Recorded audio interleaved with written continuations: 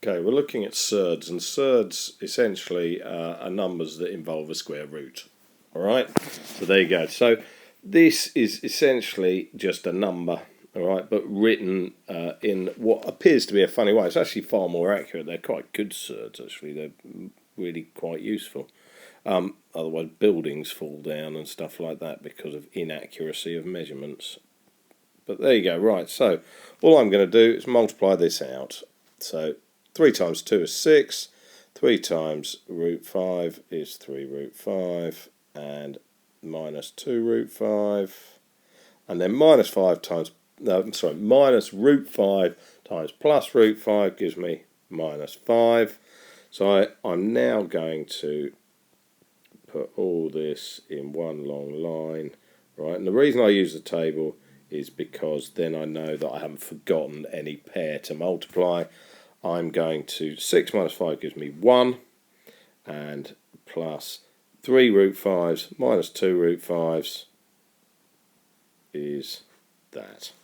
Okay, now then, rationalise means, because a surd is an irrational number, it's essentially it doesn't round, it carries on forever, can't put it as a fraction, so there we go. Now, rationalise the denominator means essentially get rid of any square rooty bits on the denominator. Now we do that by multiplying by 1, but that sounds a bit silly, but when you see what I've got to do, alright, now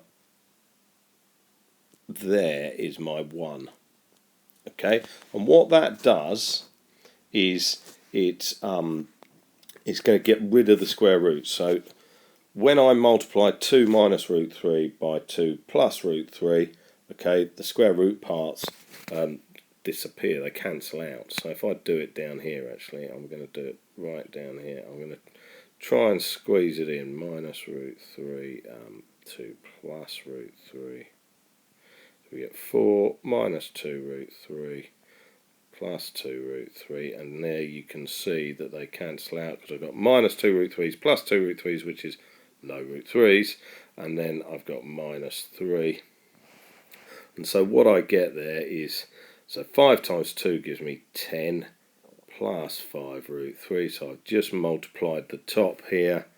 Oops, where are we here? So that multiplied by that, okay, and all over. Now I've got 4, hold on, I've got 4 minus 3, these bits cancel out, okay, and so you should end up with 1, and so therefore I get 10 plus 5 root 3.